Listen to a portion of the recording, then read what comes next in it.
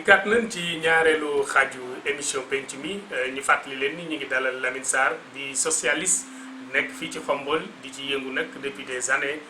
def ci itam ay jéego ci wàllu base yeeg yooyu dégg ngeen li mu wax ci première partie bi ci lu soxal mbiri Khalifa Sall ni ñu ko dence woon ci kaso bu Rebeuss bi ba ni mu génnee décision bi ci CEDEAO jël wax na itam ëllëgu Khalifa Sall ci biir parti socialiste. donc yaakaar naa ponk yooyu leer na ñaareelu xaaj bi nag day tënku ci li nga xam ne mooy niveau local ñu waxtaane ko wax itam parti bi parti socialiste nan lay doxee ci biir Xombol Lamine ñu ñëw ci ñaareelu xaaj bi gis nañ ni fi mu toll nii daanaka Benno Bokk Yaakaar rek la ñuy dégg ci biir Xombol parti socialiste suñu tante di Soxna Mbarou Dieng di suñu yaay également moom la ñu gisoon mu ci doon milité mais léegi daal dafa am tekkaaral moom nag amaguñu chance pour dalal ko ci émission bi dalal nan la tey yaa ngi parti socialiste lan moo waral tekkaaralu parti socialiste fii ci diwaanu Xombol. waaw li waral tekkaaralu parti socialiste fii ci Xombol je crois que la personne idéale pour répondre au nom du parti c'est ma sœur ma grande sœur Mbarou moom ñoom la donc ñu ngi liggéey ñoom ci seen coalition. oui. je crois que bon yàlla mën na def xëy na bu ngeen ko dalalee dinañ wax lu tax parti socialiste ni tekk fii daal ci biir dëkk en tout cas li ñun amatuñ ci activité bien que bi ñu passé defee renouvellement man maay le secrétaire général adjoint mais bu boobaa ak léegi parti bi aussi am na dox bu mu ay jéego yu mu def yoo xamante ni bon li xew au niveau national répercuté na Xombol. maanaam am na parti bi genn ci parti bi lenn lu nekk biir Benno am lenn ci parti bi loo xamante ni nekkatuñu Benno sentiru suñu seen bopp bon gisatuñu seen bopp Benno donc génn nañu ñu ngi jéem def leneen ay élections jaar nañ fi aussi bien le référendum les élections législatives même les élections locales passées nous n'avons pas fait du Benno Bokk Yaakaar dama koy fàttali nit ñi on avait fait du Dekkal Ngor donc élections yi fi jaar yëpp donc ñëw mu am lenn ci parti bi bu nekk Benno ci référendum bi législatif ba ci présidentiel yi passé de toutes les façons il y a une partie du parti socialiste qui est dans son Benno et peut-être xëy na ñoom bu ñu leen laajee dañ leen ñoom dàq nañ leen mais de toutes les façons on ne se sent plus dans le parti on est à l'écart voilà. mais lan moo waral problème boobu ndax yow conseil municipal la. waaw da ngay dem ci nas bi ak nocc bi. lan moo waral crise dafa mel ni kon crise bi ne au niveau national dafa répercuté wu au niveau local. wax naa la ko ndax boo ko waxee dafay mel ni yéen ci seen biir sax fii ci Xombol da ngeen am jafe-jafe. non wax naa la loolu dama ni waral benn xaaj bi nekk ci Benno beneen xaaj bi féete di defar seen côté. waaw c'est-à-dire que il ne faut pas que ñu jéem a naxante li xew sur le plan national wax naa la ko sànq ñëw na ci parti bi au niveau local am na ci ñëw na ci parti bi yaa la élection yi fi jaar yëpp parti bi demul da ngay gis benn lenn nekk dans le Benno ci référendum bi mu ne bii ñun ñu nekkoon ci benn xaaj ñu non législative ñu demoon dans Taxawu Sénégal ñoom ñu nekk dans le Benno présidentiel ñun ñu soutenir le candidat du SEC ñoom ñu soutenir le candidat du Benno Macky Sall donc ah loolu mooy li nga xamante ni moo am. kon daal seen divergence depuis local 2014 yi. moo am ba léegi waaw. depuis local 2014 yi le parti à l'unisson mais yéen à a Xombol ngi daje di au waxtaan niveau may préciser di waxtaan. may préciser local 2014 yi le parti socialiste la section de Xombol ñoo àndandoo benn say jiital seen candidat demoon ci coalition bu ñuy wax Dekkal Ngor defu ñoon Benno Bokk Yaakaar. jiite loolu. Mbarou soxna Mbarou Diagne waaw. mais amul benn jotaay boo leen sekk yéen ak suñu tante jooju suñu yaay Ajaratu Mbarou Dieng ngir waxtaane parti bi xool également naka ngeen di def ngir gën ko dolli ay base ci Xombol. bon ndax amul benn jamono boo leen mas a toog nas leen boobu. donc xam nga man moom personnellement bu may wax dama wax pour man en tant que ex numéro 2 bu leen bu ma ko mënee wax damay ni depuis local 2014 yi ba léegi nii toogatuñu fi tooguñu fi pour nas wala pour nocci dañuy jaar ne ñee jaar ni dañuy jaar ne ñee jaar ni mais problème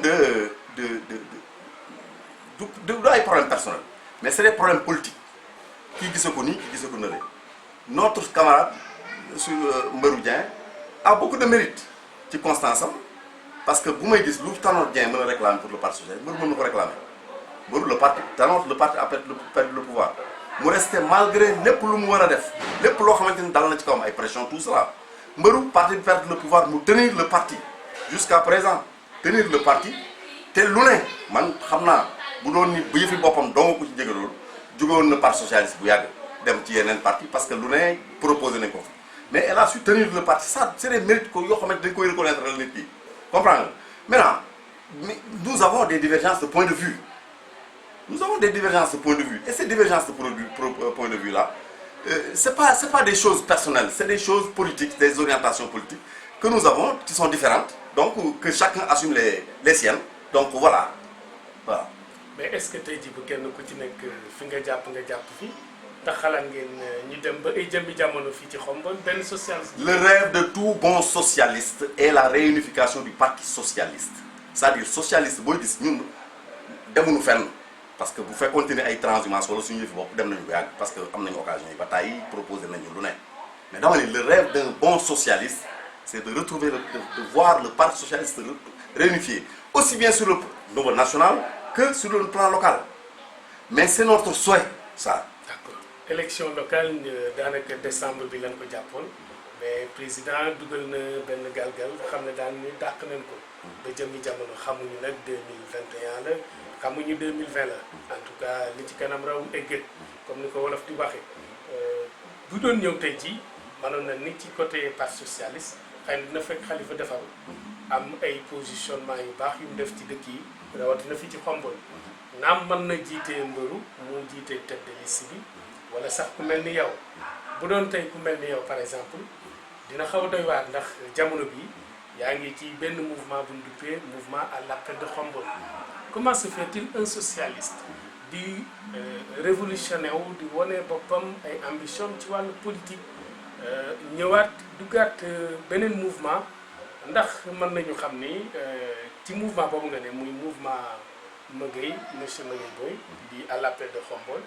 mouvement boobu da ngeen ko tënk ci biir parti socialiste wala Magueye dafa am ay idéologie boppam yow nga gis ay vision ànd ak moom lan ngay leeral suñu mbokk téléspectateurs yi parce que dafa xaw a complexe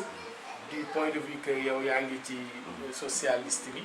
yaa ngi parti socialiste yaa ngi ci waa ji Khalifa Sall nekkaat ci appel donc complexité boobu noo ko mën a leeralee askan wi nga xam ne ñu ngi bàyyi xel K25. Très bien mu bëgg nga déglu mel bu baax dama ni je suis socialiste de cœur d'idéologie parce que ma ko gëm ba pare bi ma nekkee même en Europe j'ai milité dans les mouvements sociaux donc je suis un socialiste convaincu de conviction. Je ne suis pas khalifiste encore une fois je ne bëgguma ñu may tuddal ay khalifiste je suis un socialiste une personne de conviction socialiste benn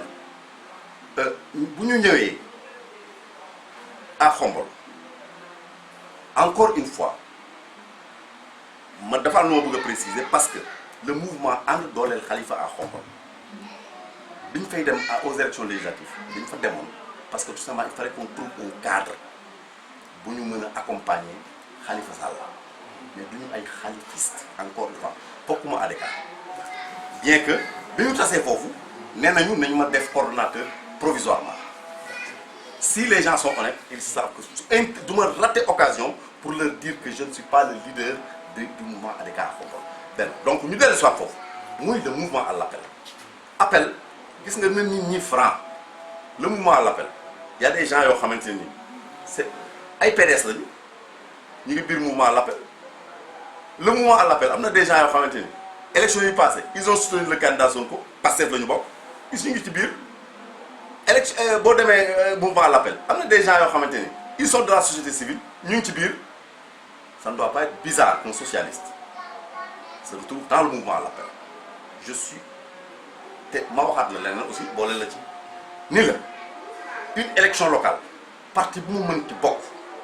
les états-majors de parti ne peuvent pas m'imposer rien quoi que ce soit au plan local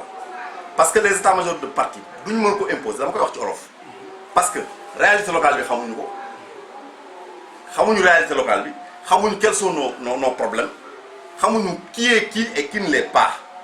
Donc man personnellement comme on avait fait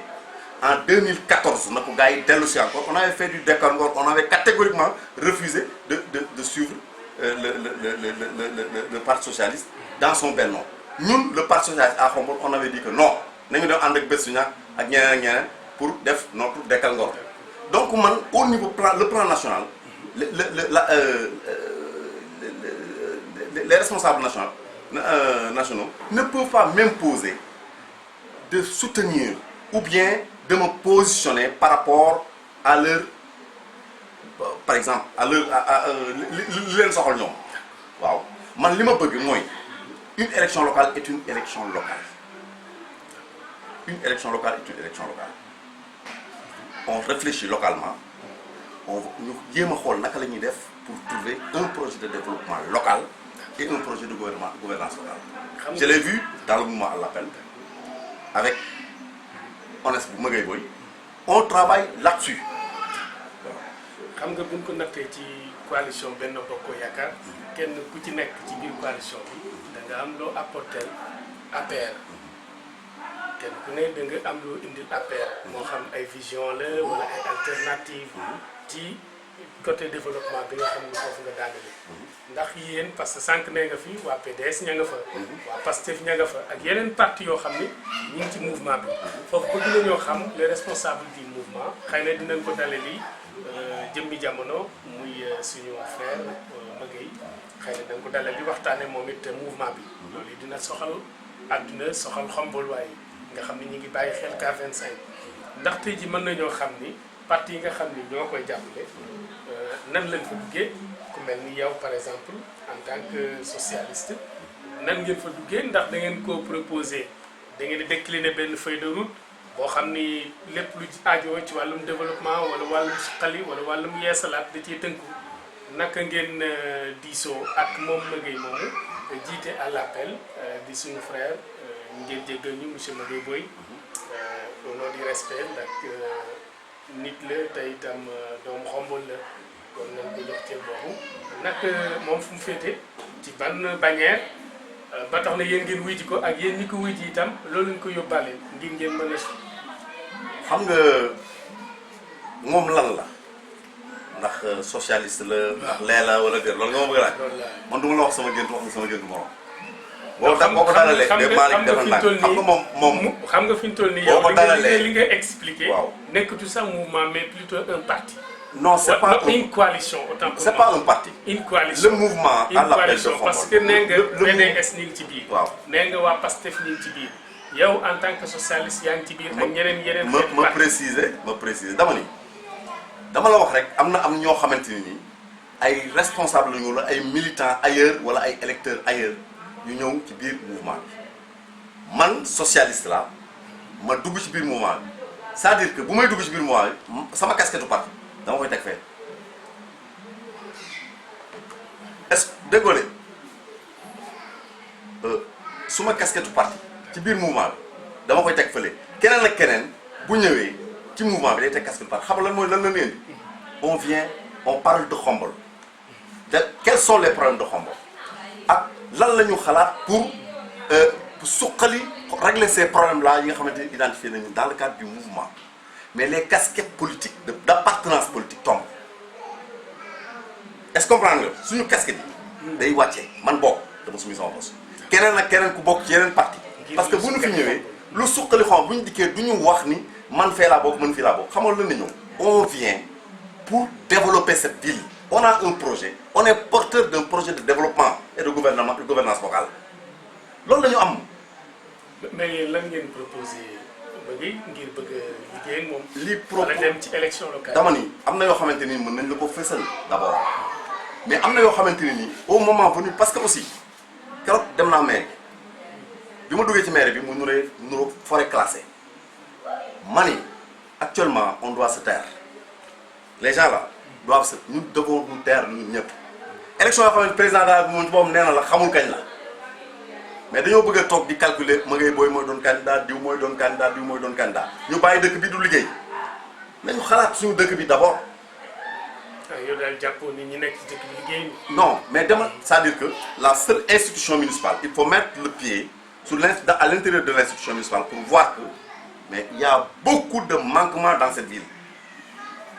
Loolu rek dafa doy waxuma nag yeneen affaire yoo xamante ni ñu ci biir donc ma wax la ni la ñu demaat encore toujours ci mouvement à l'appel dama lay wax parce que nous sommes porteurs d'un projet de développement. Lan la ñu mën a apporter lan la ñu bëgg pour cette ville déjà dama ni maa ngi koy wax fii l'autre jour ci benn télévision nee naa leen bis bu ñu paree ci investiture yi d'après li ñu bëgg bu ñu paree ci investiture yi ba pare gis naa dina am ay collectivités locales yu ñëw à Khombole pour jàng naan waa appel nu ñu investir. Pourquoi ñu am bii conseil municipal lu tax ñu fexe ba am bii représentativité parce que une élection locale c'est le choix des gens qui représentent la collectivité. Déjà bu ñu demee ci investiture yi maire boo xamante ni nii du doon buur du doon bu muy avoir une majorité écrasante heureusement qu'avec le dialogue national d'après mi ngi dem ñun li ñu mës a gën même bi ñu jógee Europe parce que loolu la ñu gisoon Europe ñun ni qu'il faut passer à l'élection directe du maire pour au moins protéger le suffrage des Sénégalais. Heureusement que le dialogue national mi ngi di régler boobu problème passer à l'élection directe du maire mais dama ni un conseil municipal responsable accompagne un maire engagé moo mën a développer Khombole te mouvement à l'appel ñun loolu lañ ci bokk na ci li tax ñu intégrer le mouvement bokk nag les projets de développement yi nga xamante ni secteur bu nekk domaine d'activité bu nekk nous avons un projet prêt. yaa ngi wax wàllu projet. waaw te itam nee nga pare ngeen ci projet. waaw man nag ni seen lépp pare na. projet Pontedera di projet hydro-agricole. boo xam ni au temps de Babacar Ba la woon. mu nekkoon Khombole. defe naa ñu prévoir woon ci lu toll ci junniy employé. waroon cee bayu maraîchage maanaam xeetu fruits yeeg xeetu légumes yi nga xam ne moom la ñuy jëfandikoo ñu ko fay bayee. waaw projet boobu tey jii ndax dëxëñ ngeen ko ci seen biir programme pour sukkali ko ak taxaw gi nga xam ne taxawee na ko ndax am nga ci jàngat. projet boobu dama ni la domaine d'activité bu ñu gis Khombole le mouvement à l'appel am na ci xalaat le moment venu on va proposer au Khombolois lu ci nekk. mais balaa ñuy dem élection même ma ñëw bala ma ñëw rek xam nga je ne suis pas encore une fois je ne suis pas le coordonnateur je ne suis pas le coordonnateur je ne suis pas le duñu permettre te du ma mës a permettre quelqu'un qui fait avancer les Khombolois ci lëndëm dama ni balaa ñuy dem élection Khombolois dinañ am une idée très claire ci domaine d'activité bu ne lan la leen appel di proposer. benn le projet Pontedera dama ni dafa bokk ci projet yi. ci li nga xamante ni on va dama ni le projet Pontedera d'abord ça fait day firndewaat encore échec bu équipe municipale bi fi nekk. non projet Pontedera. depuis Babacar Ba la je sais Babacar Ba moi je l'ai combattu je ne suis pas un nostalgique de Babacar Ba. mais pour lan nga je l'ai combattu mani xam nga le projet Pontedera yàlla dafa def mu fekk ma sax fañ ko doon nasee muy Italie donc muy échec ci Babacar Ba d'abord ba ñu acté ba ñu d'accord yi échec ba. ñu ñëw ni le gouvernement bi fi équipe municipale bi fi nekk nii mais le conseil municipal je suis un conseiller le conseil municipal mais ñaata yoon lañ ci xalaat dem nañ ba indi fi ay nit yu bëggoon a reprendre le projet Babacar Ba bi muy dem leen ngeen gis ko ngeen laaj ko il avait laissé un projet pour la reprise avec le projet ANIDA ñoom xam nañu dinañ ko déglu li may wax ni ak waa ANIDA yi dans l'eau ñu dem ay sama kenn ki sax suma mbokk la man personnellement ñu jógee fi États-Unis di ñëw ñu ne dañ leen di jox le projet Pontedera en moyennant ñoom ñu kiyeel ñu comment dire informatiser ñu la salle l'état civil defar fële mu am ay comment dire déjà ay emploi donc ñun man bi ma jógee sama intervention bi ma jógee man j'ai été contre ba jotee ak sama mbokk moom parce que xam nga ay nax boo ko dégloo da nga koy xam ñu nax leen ba tey ba sànq gars yi informatisé wuñu état civil pourtant délibéré nañ ci ba jox leen këyit bi gars yi d'ailleurs loolu tax na ba bii passé nii conseil municipal bii passé ñu waroon a voté waat pour attribuer ko ñeneen préfet bañ ni leen tant que désaffecté wu leen ko ñu ngeen ko joxoon waaw Fodé Fall tant que désaffecté wu leen ko ñu ngeen ko joxoon du ngeen ko mën a affecté waat keneen donc ñeen ko joxoon defuñu ca dara ñoom topp ñu leen ci dara liggéentuwuñu ko ba comment dire daal ñi ko war a jëluñu ko comprends nga wax ji ça c'est un problème donc Khombole c'est du pilotage à vue loolu ma c'est du pilotage à vue dans cette ville sooy wax gars yi dinañ ni peut-être kii li muy wax xamu ko mais li ñu lay wax ni ay conseils municipaux ñu ngi may seet ñu ngi may déglu li ñu wax xam na ni li ma leen wax xam na ni dëgg la 2 fois ay benn projet de logement aussi boo xamante ni amoon na fi keroog bu ñu koy voté je me rappelle tunisien bi ñu diggee dama jóg jël parole man leen lii ñii bu est-ce que nekkuñu ñoo xamante ni dañoo soxla délibération pour dem ñu financer leen ñu seey projet boobu farax daal di xëddën ba tey. d'accord léegi yéen nag xam nga bëgg nañoo xam comme que wax nga fi jafe-jafe yépp ci projet bi natt nga ko fu bari nee nga sax fekk nga bi ñu koy nas. waaw yaakaar naa lu bari xam nga ko ci. dama ni boobu fekk na ma Italie. fekk na ma Italie boobu mu woon ca ñettee nas. mais am na ay écho yu ñu ci xamoon ba yu bari. d'accord mais écho yi ay suuf si wóor la. ah ay. suuf si wóor la ni koppar bi doon liggéey ba ni mu ñëwee. non ay suuf si wóor man Lamine Sarr dama lay wax sama akulaay taala. koppar yi mënu ma la wax ñaata la mënu ma la wax mais xam nañu ni tubaab yi investir nañ ci xaalis doon nañ ci investir xaalis. projet boobu moom Pontedera bi ça incarne l'échec de Babacar Ba moo ko démontré waaw équipe bii ñëw aussi bàyyi fekk fi projet ak waa ANIDA li ma lay wax ni il faut interpeller Babacar Ba interpeller le maire en personne. kon échec bi da nga ko jiiñ Babacar ak équipe mani projet Pontedera c'est l'échec des deux kële moo commencé échec bi kii bu mu dikkee rectifier ñemewuñu defuñu dara pour rectifier. d'accord léegi bu échec amee ci li nga wax lan mooy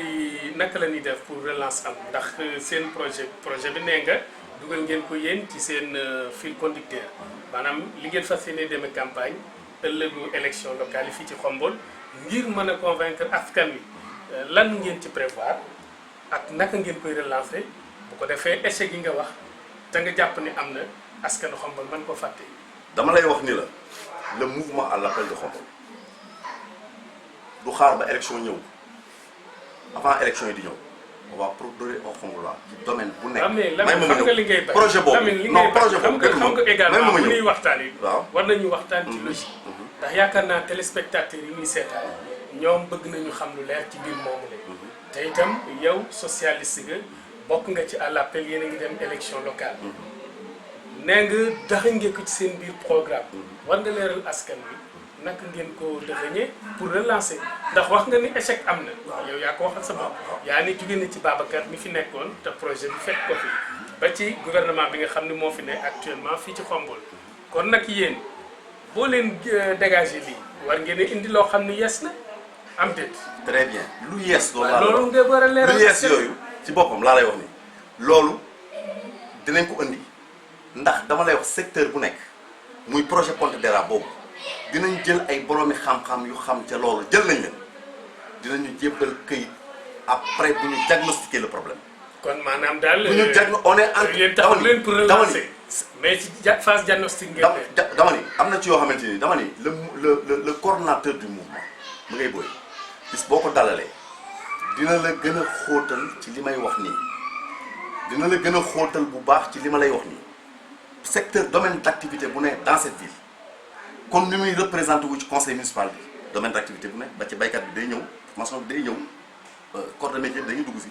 noonu lañ seeni activité aussi lañ koy jébbale Khombole domaine d'activité bu nekk xalaat nañ ci lii njàng mi njàngalewaat ba ci export bi marché bi liñ ci war a jubbanti yépp xam nañ ko te incha allah on va dire au Khombolois liñ ci war a def ak lan la war a jar ak xaalis boobu fu ñu koy jëlee. kon daal dafa mel ni Lamine bu ñu la déggee sa kàddu ñi nga xam ni ñoo fi nekkoon muy Babacar mi fi cité ak actuel régime bi xëy na li ñu jéego ci Pontedera bi dal na xel ndax fi mu toll nii yow relance nga wax ak dindi lale indi lu bees te indiwoo ko daanaka ba mu leer ci askan bi kon mën nañu jàpp ni ñoom xëy na échec gi nga jàpp ni yow moom moo am. non yow yaa gis jàpp yow man gisuma. yaa gis relance non man gisuma yow yaa gis ni. yaa gis ni. non gisuma man dama jéego am na ci mais yow. boo xëyoon suba nga war nga jël sa télécaméra nga xëy dem fa boo fa demee di nga xam ni foofu. non dama la bëgg a xamal ni la dama taxaw doxul dafa taxaw. waaw doxul taxaw na dama la bëgg a xamal ni la. comme que dàq nga ni Babacar dafa échec gouvernement bu bees bi fi ne. te suñu mën naa ni papa di suñu maire Pam bu jiite. kon ñoom mën nañu jàpp ni xëy na échec amul ci liñ jàpp. ndax bu fekkee yow da nga ni ñoom dañoo échec yéen taxaw ngeen ci biir à l'appel yéen a ngi ko bëgg a relancer leeraloo askan wi. c'est-à-dire relance ba. relance bi naka ngeen koy doxale ñun duñu maire relance mais c'est-à-dire que ñun Malick nangul benn affaire nii ba Babacar échoué tool bi taxaw ñii ba nu dikkee bu nu capable woon relancer nañ ko kon ñun duñu relance bi doo si ñun ñii danoo xool la mais relance bi c'est-à-dire yéen nekku leen maire waaw mais ci seen biir programme ak seen i ambition politique ci local yéen jëm waaw te yow yaa ko wax nga ni secteur yëpp laal ngeen fa bu ci nekk laal dinañ ma ni la ndax relance ndax fas yéene ngeen ko relancer ndax jàpp nga ni échec am na nga ni ma waaw mais ci sa biir explication ba tey léeraloo xomboluwaa yi nan lañ koy defee yéen naka ngeen koy defee naka lañ koy relancer waaw loolu nag dama lay wax ni la parce que xaw naa laa wax il faut que askan wi xam domaine d'activité xombol regorge de cadre domaine d'activité bu ne dama ni dinañ ko diagnostiquer am na yoo xamante ni diagnostiquer nañ ko ba pare dinañ ko diagnostiquer relancer ko ba mu nekk xam nga ñun on croit au développement durable loo xamante ni bis bu déclenché du taxaw wala déggoo li ma la wax dama ni la mouvement à l'appel domaine d'activité bu ne y compris le projet Pontedera sera relancé avec si le mouvement à l'appel prend les rênes de cette ville. xam naa dinañ ci ñëwaat ci suñu yeneen jotaayu plateau muy le responsable du mouvement inchallah wala ku mel ni yow dinañ ci ñëwaat ñu ñëw tuuti ci Khalifa ñu ñëwaat ci Khalifa Sall ndax fi mu toll nii génn na kaso bi dem na Tivaouane ñëw Massalikul Jinaan def ay ñaanam jégluwaat sénégalais yi keroog bi muy génn Rebeuss ba ni muy demee Parcelles daanaka mën naa ni marée humaine ñoo ko teeru fu ne la adduna nit jugee ci diwaanu Ndakaaru dem gunge ji ko ba ci yaayam ndax xalaat nga tey jii ñu dugal galgal boobu ñu duppee amnistie pour noppal nag Khalifa Sall ci bàggante ci justice ak kaso ndax ba léegi leeral gun ni amnistie nañ ko wala dinañ ko amnistie amaguñ ci lu leer ndax dafa lëndëm ci suñuy gën yow en tant que socialiste ndax mënoo am benn jàngat wala nga prôner un tout petit peu de l'espoir wax ni amnistie boobu war naa mën a ne mais ci condition bi wala wërta mën a ne nanu dégg ni ku léegi. merci keroog bi mu génnee kaso biñ ma woowee ni ma day génn tey dama waroon dem terrain dew ma dama jàpp d'abord ñu di ñaari rakk gërëm yàlla ñu tax mu génn ñu ko génne maintenant li nga xamante ni nii moom mooy luñ ko teg lu koy topp ba ñama ca jotal te téléphone te jour boobu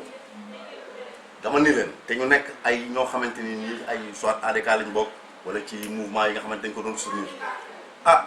ñi nga xamante ni ñi ma jot dama ni leen le combat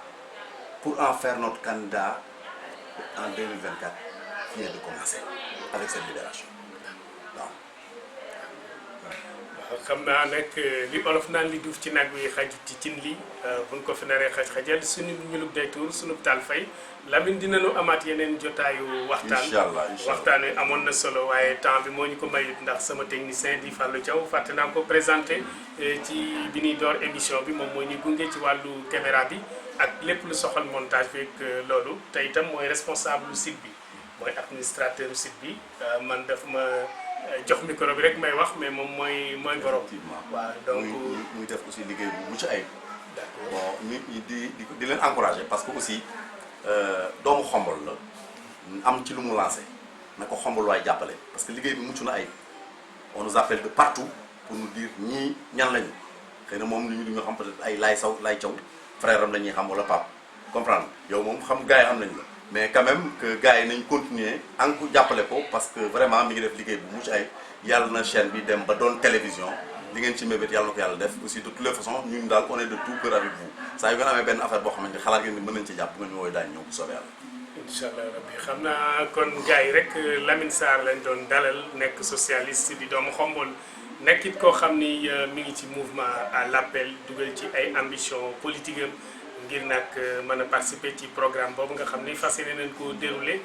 ci élection locale yi nga xam ni moom la ñuy dëtmal moom lañ doon dalal tey ci seen ñetteelu numéro émission penc mi xam naa dinañ ko mettre en ligne bu ko defee ñëpp mën cee bàyyi xel ñi leen di fàttaliku comme message bi mu lancé moom la ñuy lancé askanu xombol di ko lancé askanu Sénégal vraiment K25 mi ngi def liggéey bu rafet ci pànn bu ne ñi ngi waajal sax li nga xam ne mooy événement religieux yi mu dëtmal fii ci Sénégal xool taxaw ban lañ ciy taxawee kon tàllal nañ ñëpp loxo ñu jàpp ci wàllu li nga xam ne mooy logistique bi ci wàllu moralité bi lépp lu waaye mën a jàppe rek te nga yaakaare ko jàppale ko doomi Xombol mu jàppale ko K25 tàllal nañ la loxo tey itam beddiwuñu kenn xaajalowuñu kenn rejeté wuñu benn diine wala tarixa képp koo xam ni pare nga rek mën nañu ñëw ci yow réaliser la say événement muy reportage ak lépp kon nag loolu message bu ñuy lancé la waaye du publicité ñu ngi ciy jégaluwaat xam naa Lamine kàddu gu mujj gi yaa ngi waaj a gis Khalifa Sall xam naa certainement ndax di nga ko yóbbu Nimzat wala déet mooy sa kàddu gu mujj nga. incha allah loolu lañ bëggoon bu yàlla def ñu ànd ba Nimzat Salihina ci waxee ak Chérif Cheikh Macha Sall. incha allah jërë ngeen jëf mbokk yi loolu moo nekkoon seen émission penc mi Malick Sarr Gueye moo ko doon